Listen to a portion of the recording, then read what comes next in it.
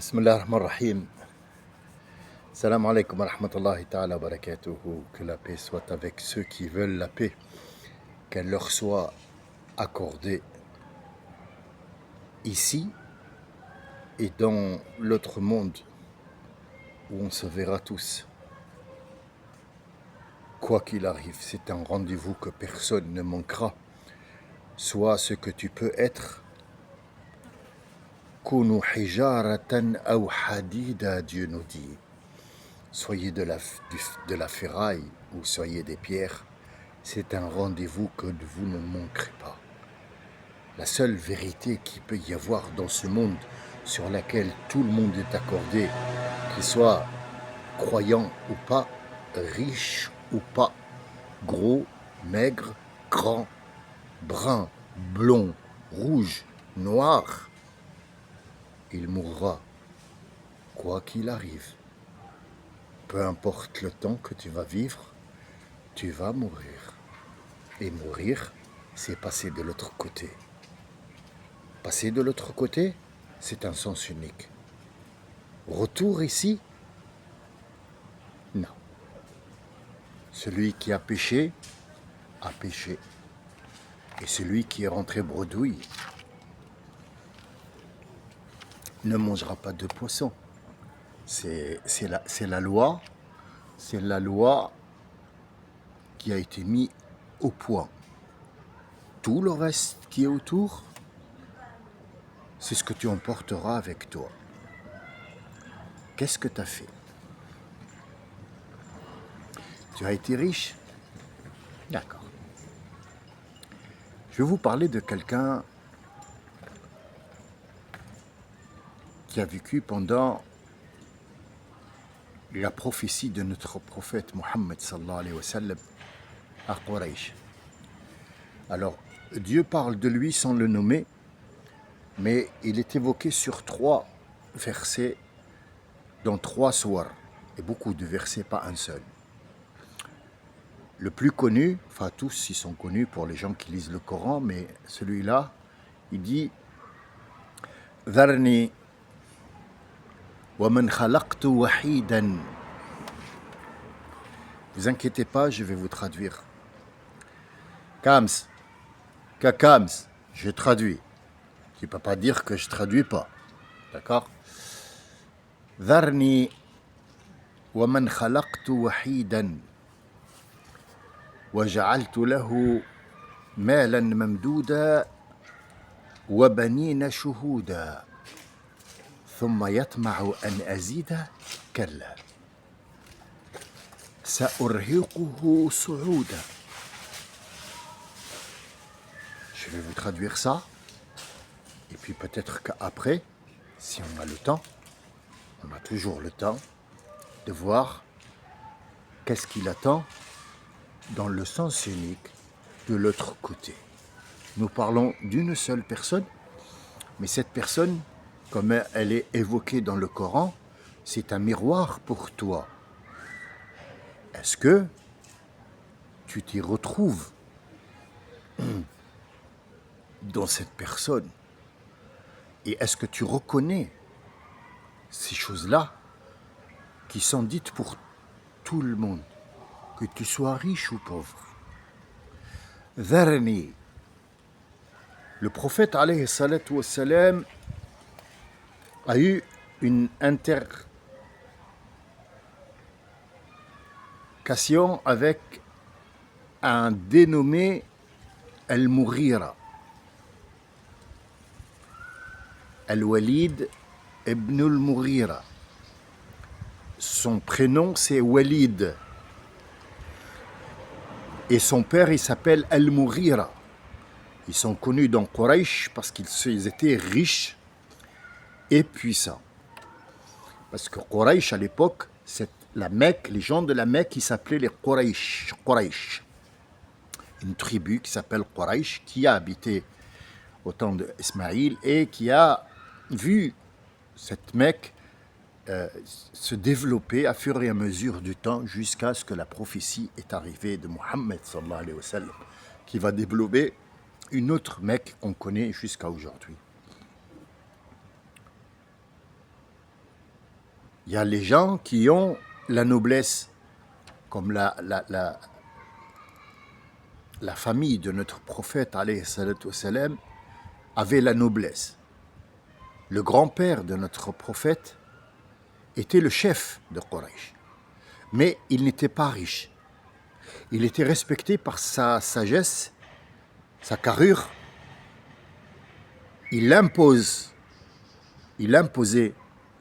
Et c'était des gens qui étaient des... Ils avaient un moulin, si on peut traduire le mot de leur travail. El-Hashimi, c'est celui à qui on apportait les grains et qui les moulait pour les autres. Mais il avait la noblesse. Et donc cette noblesse-là va suivre dans toute la famille. Quraysh, peu importe qui est le chef, qui deviendra le chef, ils seront toujours les nobles. Mais ils n'auront pas des sous. D'autres ne le sont pas du tout, mais ils sont riches. Très riches. Pourquoi? Parce qu'ils sont commerçants. D'autres, ils sont connus pour la force. Al-Walid ibn al-Mughira était connu pour l'argent, le commerce, la force, et il avait une place. Peut-être pas grande, mais il avait quand même une place au sein de cette tribu-là. Et quand on dit tribu, on ne parle pas des gens qui suivent. Nous parlons toujours des chefs, comme maintenant on parle du gouvernement français. Quand on parle de la France, on parle du gouvernement. On n'a jamais parlé du peuple. On ne dit pas le peuple français, non, le gouvernement français. C'est ce qu'on trouvait à l'époque, on est revenu. On n'a pas évolué du tout. C'est ça qui est magique et surtout désolant, c'est qu'on n'a pas évolué. Quand on dit l'Amérique, c'est Trump. Mais moi, je parle de l'Américain, tout simple, celui du Texas, qui a un chapeau, qui a ses propres lois et son propre mode de vie, que les gens du Nevada, par exemple, n'ont pas. Non, nous, là, on parle du gouverneur ou du président. C'est ça, les États-Unis. On parle d'une bombe nucléaire, c'est les États-Unis. On parle de la Russie. Poutine. Poutine ne représente pas les Russes. Il représente ce qu'il appelle, lui, la fédération de Russie. Moi, j'ai un Russe qui est à côté de moi. Je ne le vois pas en Poutine.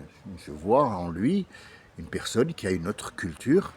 Et il y a des choses qui me plaisent, il y a des choses que je sais, je ferai pas parce que ma culture est différente, et lui aussi. Mais on ne s'est jamais vu comme étant, lui, il me voit comme étant un Nord-Africain, le gouvernement, et moi, je le vois Poutine. Non. Et donc, c'est ce qui s'est passé à cette époque-là.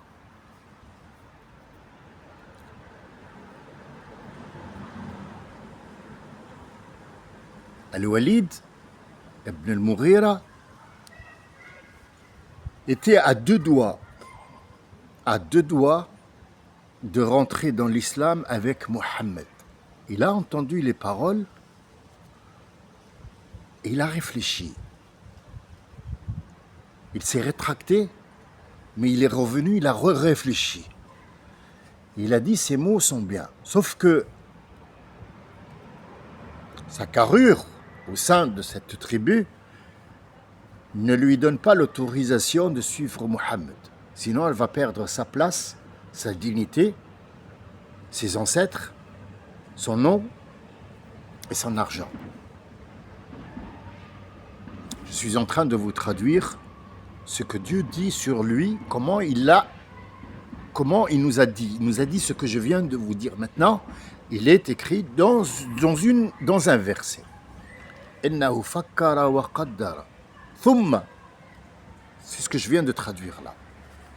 Alors, le prophète a voulu intervenir en son faveur et dire Ya Rabbi, il était à deux doigts, c'est parce que machin. Allah Azza wa Jalla lui dit Ya Muhammad, dharni. Dharni, ça veut dire ne rentre pas dans ce cas bien précis parce que tu n'as rien à faire dedans. Tu es le prophète que j'ai envoyé pour le monde entier, pour lui comme pour d'autres d'ailleurs. ne te mêle pas de ça. Tu peux demander ce que tu veux, sauf ça. Dharni. Rentre pas là-dedans. وَمَنْ خَلَقْتُ وَحِيدًا. Et là, il commence à nous donner des détails sur cette personne que vous allez retrouver en vous, bien sûr. Tout le monde.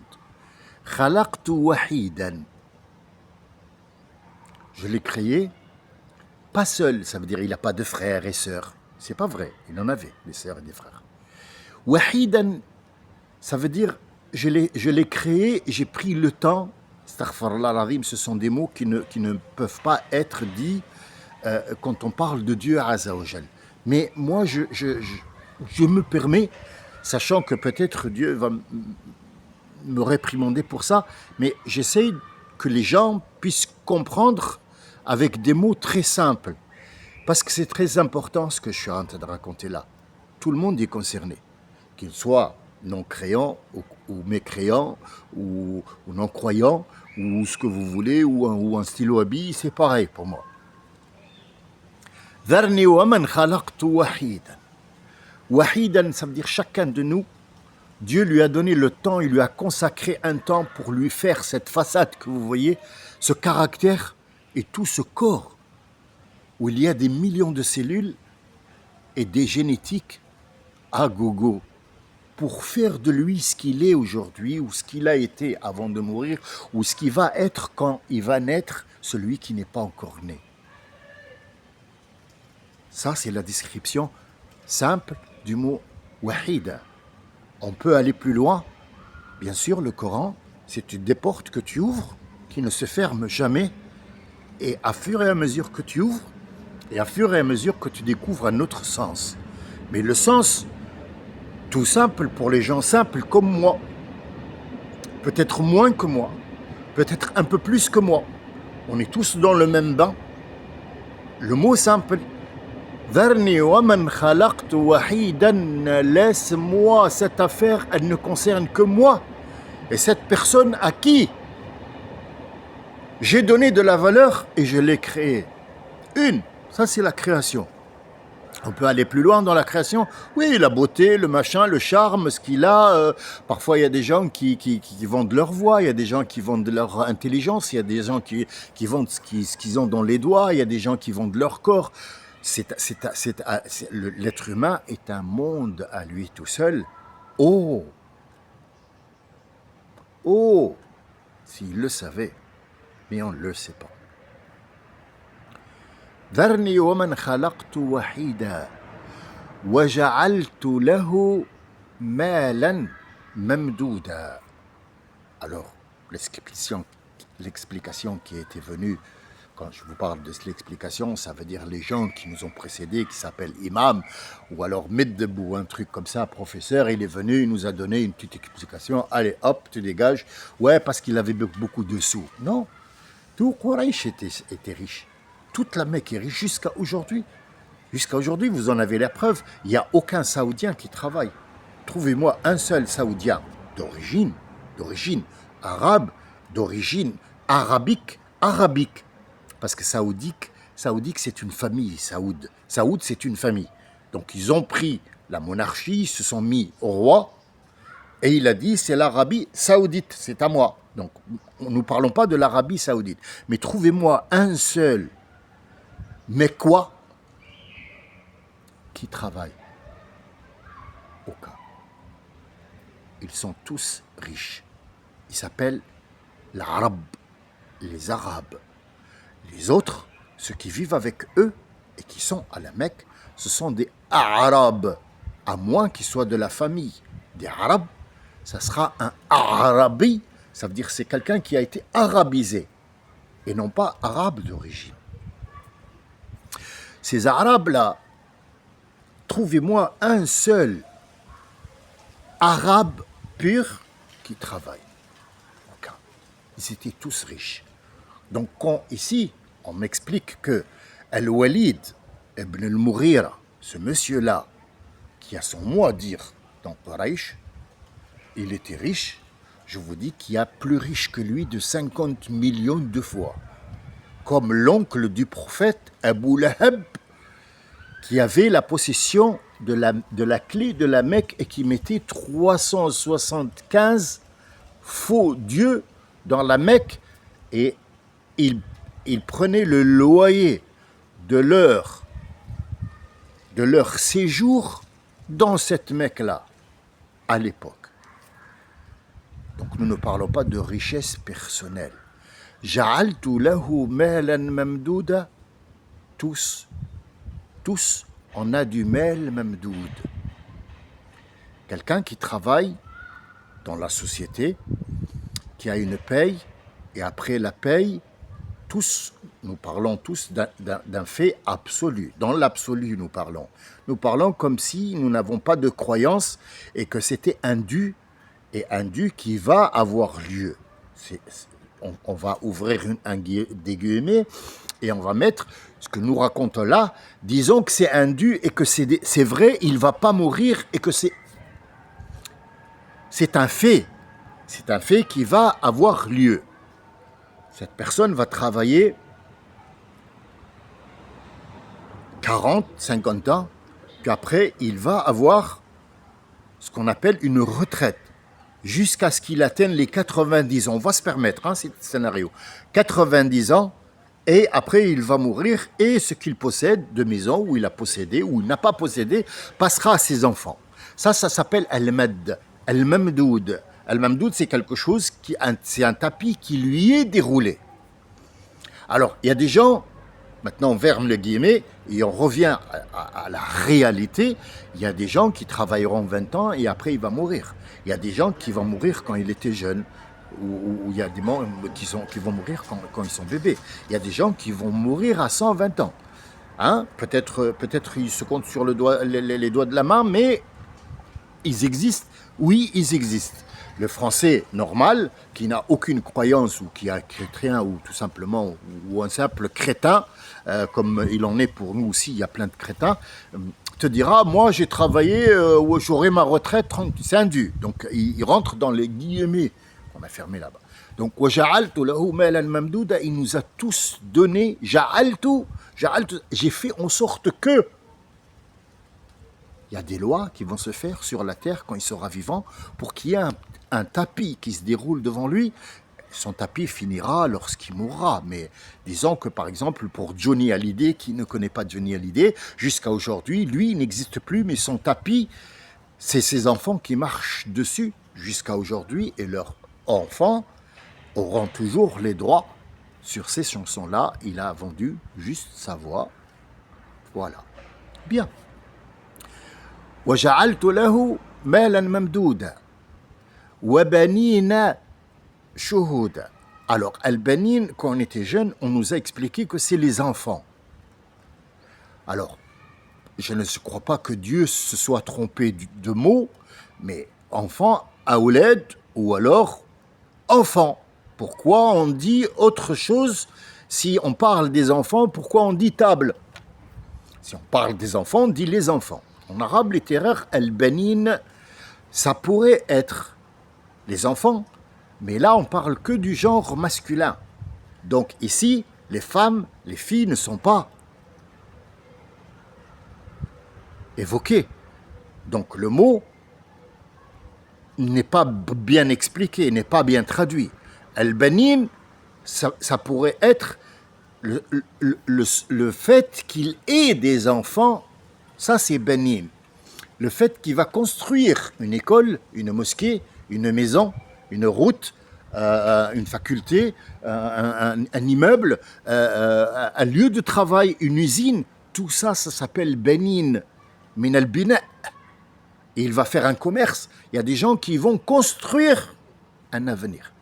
Comment on construit un avenir? Avec du béton. On apporte de la ferraille. On apporte du bois pour faire un avenir. Il y a des gens qui construisent une idée. Cette idée, cet avenir, Che Guevara, le Che Guevara a construit une idéologie. Elle est où? Elle est où? Elle est dans la tête des gens. Elle est dans la tête des gens. C'est ce qu'il a construit. Donc elle ne nécessite pas des matériaux de construction ou du matériel pour construire. Donc, al-banin, c'est tout ce que tu fais dans ta vie. Shuhud, ça veut dire que tout le monde a vu les bienfaits de cette personne qui était généreuse. Il a construit son image au sein de la Mecque. Il a eu des enfants. Et d'ailleurs, un de ses enfants, tenez-vous bien, s'appelle Khalid ibn al-Walid, que Dieu appelle l'épée double tranchant de Dieu. C'est le prophète qui lui a donné ce nom parce qu'il a reçu l'autorisation de lui donner ce nom, son fils. Mais lui, Allah lui promet une mort atroce et il l'attend de l'autre côté. Astaghfirullah al-azim, il ne l'attend pas, mais il lui a dit, je t'ai donné un temps pour venir et prendre ton dû tout au fond d'un trou qui s'appelle l'enfer. Pourquoi ? Parce qu'après avoir eu la vérité, il a dit, ce monsieur-là, en parlant de notre prophète,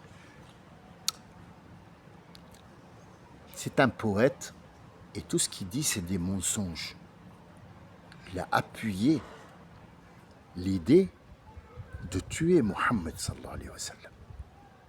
Or, le sort, il est bizarre, c'est que son fils, qui est une énormité, quand je dis une énormité dans l'art de la guerre, croyez-moi, revenez et voyez vos classiques et demandez à savoir qui est Khalid ibn al-Walid, celui-là que Dieu attend de pied ferme.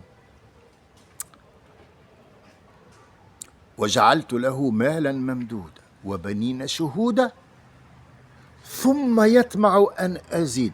Ça veut dire que le jour où il a dit celui-là, à notre prophète, il a dit ce mec-là, c'est un menteur, c'est un poète, et tout ce qu'il raconte, c'est des mensonges. Il voulait par cet acte encore être gradué dans le groupe de la Mecque et prendre la tête de la Mecque, c'était son objectif premier. Et il n'a pas abouti puisqu'il a eu une mort atroce. Al-Walid, plein d'argent, pouvoir, tout ce que tu peux imaginer, rien ne lui était refusé, absolument rien. Il avait des enfants, c'était des sauvages. Khalid ibn al-Walid était un sauvage, était quelqu'un qu'on ne pouvait pas approcher. Il avait tellement de tactiques de guerre dans la tête qu'il faisait peur avant son entrée à l'islam et il a gagné toutes les batailles. Il n'a perdu aucune bataille jusqu'à ce qu'il soit mort dans son lit et que Omar ibn Khattab l'enlève carrément de la vie et de la politique de l'époque. Pourquoi ? Parce que les gens ont dit, s'il n'y a pas Khalid, on ne gagnera pas la guerre. Et ils ont commencé à l'idolâtrie de Khalid. Et c'est là qu'Omar intervient et il a dit, toi, tu dégages, tu redeviens un soldat tout simple, et sachant que même soldat tout simple, les soldats disaient, si Khalid est avec nous, même en soldat, on gagnera. S'il n'est pas là, on ne gagne pas. Donc il a enlevé complètement et il a pleuré. Il a dit, comment ça se fait que Khalid ibn al-Walid, l'épée tranchante de Dieu, meurt dans son lit, comme mourrait un chameau dans son nid. Moi, qui a des traces dans le corps, on dirait des poils qui se succèdent, tellement j'ai eu des coups d'épée, des coups de flèches, et je meurs, dans mon lit, sans avoir été martyr. Khalid, le fils de Al-Walid. Donc, il y a sûrement quelque chose un message que je voulais vous transmettre à partir de cette idée, est-ce que tu te retrouves dans celui-là